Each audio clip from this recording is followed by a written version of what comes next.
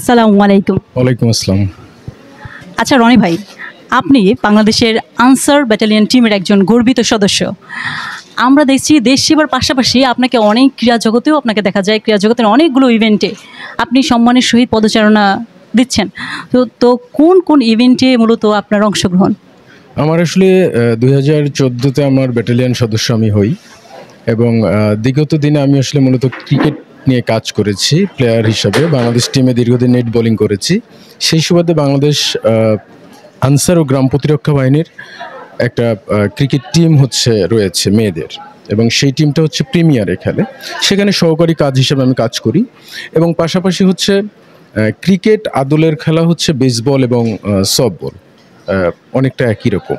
তো সেই দিক থেকে যখন এটা আমরা আমাদের বাহিনীর অনুমোদন দেওয়ার কারণে আমরা যখন পার্টিসিপেট করি, তখন আমাদের প্রথমে মেয়ে টিম আমাদের চ্যাম্পিয়ন হয় এবং পরবর্তীতে আমাদের ছেলে টিমও আমরা করি। এবং বেশ তখন পুলিশের পুরো টিমটাই বাংলাদেশ টিম।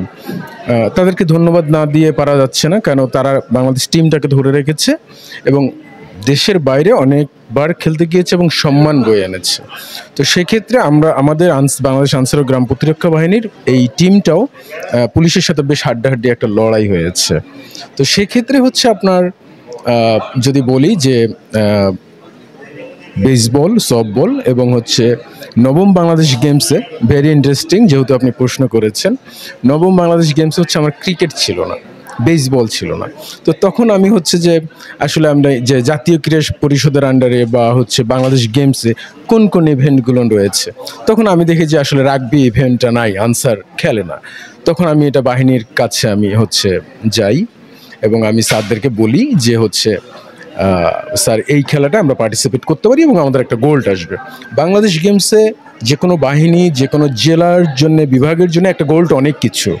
তো সেক্ষেত্রে যে আমি স্যারদেরকে বলি এবং পরবর্তীতে তারা অনুমতি দেয়, এবং সেই খেলায় আল্লাহর রহমতে আমি গোল্ড এবং তাম্য নিয়ে এসেছি।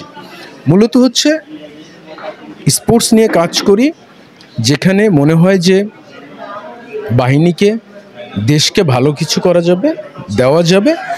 এটাই আমার মূল উদ্দেশ্য, যে আমি আমার জায়গা থেকে, আমার বাহিনী থেকে স্যারদের অনুমতিতে, যেমন না বললেই নয়, বর্তমান যে আমাদের মহাপরিচালক স্যার রয়েছেন, অত্যন্ত ক্রীড়াপ্রেমিক এবং খেলাধুলাকে আসলেই উনি অনেক ভালোবাসেন। যেমন আমরা এই বেসবল, সফটবলের যে আপনার ট্রেনিংয়ে এসেছি, মহাপরিচালক স্যার আমাদেরকে অনুমোদন দিয়েছেন ডাইরেক্টর স্পোর্টস অ্যান্ড কালচারের মাধ্যমে।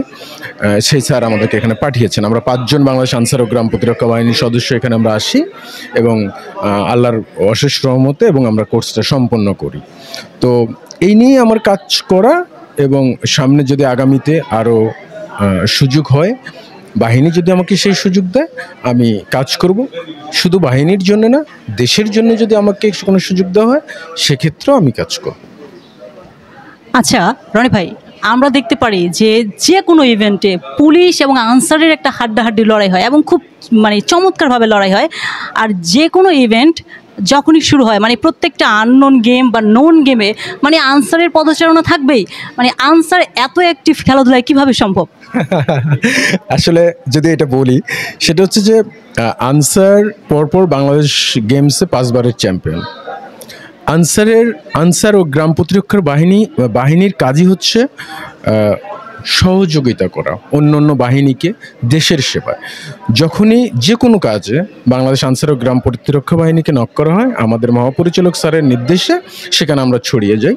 স্পোর্টসটা আমাদেরকে ওইভাবে, আমাদের মহাপরিচালক মহোদয়, আমাদের ডাইরেক্টর স্পোর্টস অ্যান্ড কালচার, ওইভাবে আমাদেরকে নির্দেশনা দেওয়া হয়। আপনারা যারা কোচ রয়েছেন, আপনাদের দায়িত্ব তৃণমূল থেকে একটা ছেলে মেয়েকে তুলে নিয়ে আসা, যার ভিতরে সে প্রতিভা রয়েছে, স্পোর্টস মাইন্ডেড। তখন আমাদের প্রতিভা অনুষ্ঠান ক্যাম্প হয়। কিছুদিন আগে আমরা 250 ছেলে মেয়েকে একদম গ্রাম অঞ্চল থেকে আমরা নিয়ে এসেছি। তাদেরকে 1 মাস ব্যাপী প্রশিক্ষণ দিয়েছি, যাতে আগামীতে তারা শুধু আনসারে নয়, যে বিভিন্ন ডিস্ট্রিক্ট হয়ে, বিভিন্ন বাহিনী হয়ে তারা খেলবে, এবং যারা ভালো করেছে তাদেরকে আমরা আমাদের বাহিনীভুক্ত করব। তাদেরকে আমরা স্যারদের নির্দেশক্রমে ভাতা করে দিই। তাদের অন্য অন্য যে ফ্যাসিলিটিগুলো আছে বাহিনীর সবগুলো নিয়ে দিয়ে থাকি। যেটা ইন্টারেস্টিং প্রশ্ন আপনি করেছেন যে মানে কম্পিটিশন পুলিশ আনসার, শুধু পুলিশ আনসার নয়, আসলে প্রত্যেকটা বাহিনীর ভিতরে একটা কম্পিটিশন থাকে হচ্ছে কি যে পুলিশ আনসার, পুলিশ হচ্ছে সেনাবাহিনী, আনসার সেনাবাহিনী। তো হয় কি যে বাহিনীর ক্ষেত্রে এটা খুব মজার হয়, হ্যাঁ, যে আমি আনসারকে হারাইছি বা আমি পুলিশকে হারাইছি, তো তখন একটু মানে আলাদা একটা পাওয়ার প্লেয়ারদের মধ্যে, সেটা হোক পুলিশ, সেটা হোক সেনাবাহিনী, সেটা হোক বিডিআর, সেটা হোক আনসার বিজিবি, তো তখন অন্য ধরনের একটা এনার্জি। মানে আমি যদি কোনো টিমের সাথে, এটা আমার ক্ষেত্রে বলতেছি, যে আমি যদি সেখানে 90% আমার সব কিছু দিয়ে খেলি, তো যখন বাহিনীর কোনো টিম আসে তখন আমি 100% দেওয়ার চেষ্টা করি, 110 দেওয়ার চেষ্টা করি, যাতে আমার বাহিনীর মুখ উজ্জ্বল হয়। কারণ যে আমি পুলিশকে হারিয়েছি, আমি বিজেপিকে হারিয়েছি, সেটাই। আমরা দেখতে পাই যে আনসারের মেয়ে সদস্য বেশি প্লেয়ারদের মধ্যে, ছেলে সদস্য আছে কিন্তু মেয়েদের যে প্রচারণা সেটা বেশি। আপনারা কি কোনোভাবে মেয়েদেরকে একটু বেশি সুযোগ সুবিধা দিয়ে থাকেন আনসাররা? এই ক্ষেত্রে যদি বলি, আসলে মেয়েদেরকে বেশি সুযোগ সুবিধা বলতে ছেলেদেরকেও সমান সুযোগ সুবিধা দেওয়া হয়, কিন্তু মেয়েদের বিষয়টা হয় কি যে আমি আমার জায়গা থেকে যদি বলি, যে আমাদের যে বাংলাদেশ আনসার ও গ্রাম প্রতিরক্ষা বাহিনীর যে একাডেমি রয়েছে, এটা হচ্ছে একটা হচ্ছে আপনার কি বলবো, মানে বেশ ভালো এখানে আপনার ফ্যাসিলিটি রয়েছে ট্রেনিং করার, নিরাপত্তার ক্ষেত্রে এবং সব দিক থেকে আমরা তাদেরকে একদম যেভাবে একটা ছোট বাচ্চাকে মানুষ করে তোলা হয়, ঠিক সেভাবেই আমরা মেয়েদেরকে, ছেলেদেরকেও আমরা সেভাবেই আমরা গড়ে তুলি। কেন, ওখানে সব ধরনের সুযোগ সুবিধা থাকে। আর মেয়েদের ক্ষেত্রে যদি বলেন, মেয়েদের ক্ষেত্রে এক্সট্রা কেয়ার নেওয়া হয়। কেন নেওয়া হয়? যে তারা মেয়ে, তারা তাদের ক্ষেত্রে স্যারদের যে নির্দেশনা রয়েছে, কোচদের যে নির্দেশনা রয়েছে, এবং তারা আমাদের কোচদের, স্যারদের, মহাপরিচালক স্যারের নির্দেশ কর্মে আমরা তাদেরকে ভালোভাবে সেভাবে আমরা দেখি, যার কারণে আসলে মেয়েদের কাছ থেকে আমরা ভালো রেজাল্ট পাই। এবং বাংলাদেশে আজকে মাভি আক্তার সীমান্ত থেকে শুরু করে যারা ভালো জায়গায় অবস্থান করছে, তারা সবাই মোটামুটি আনসার। আচ্ছা, বেসবল সম্পর্কে, বেসবলের যে ভবিষ্যৎ কি সেটা আপনার কি মনে হচ্ছে? বেসবলের আগামী ভবিষ্যৎ কেমন হতে পারে? বেসবলের আগামী ভবিষ্যৎ আপনাকে যদি একটু বলি, বেসবলের আগামী ভবিষ্যৎ খুবই ভালো। কারণ হচ্ছে যে বেসবল এ কারণেই বলবো যে অনেক ভালো, বেসবলের সাথে একটা ক্রিকেটের সম্পর্ক রয়েছে, এবং আজকের যে T20 হচ্ছে খেলাটা, এটা হচ্ছে বেসবলকে অনেকটা দেখে। তো বেসবল এবং ক্রিকেটের মধ্যে কেন পার্থক্য বলছি, আপনি ক্রিকেট সব জায়গায় খেলতে পারবেন না, ক্রিকেটের নির্দিষ্ট পিচ আছে, কিন্তু বেসবল আপনার এই পিচ দরকার নাই, আপনি ডাইরেক্ট থ্রো করছেন। এবং বেসবলে প্রতিটা মুহূর্তে অনেক ইন্টারেস্টিং খেলা। আপনি ব্যাট করছেন, আপনি হচ্ছে হোমে চলে যাচ্ছেন, আপনি ফার্স্ট বেজে যাচ্ছেন, সেকেন্ড বেজে যাচ্ছেন, থার্ড বেজে যাচ্ছেন, হোমে যাচ্ছেন। আপনি ব্যাটিং করে যে ওখান থেকে চলে আসতেছেন তা কিন্তু না, আপনার পরের জন্যও কিন্তু কাজ করতেছে, আপনার জন্যে সে ব্যাট করবে, আপনি হোম করবে। প্রতিটা মুহূর্তেই হচ্ছে অনেক টান উত্তেজনার মধ্যে থাকে।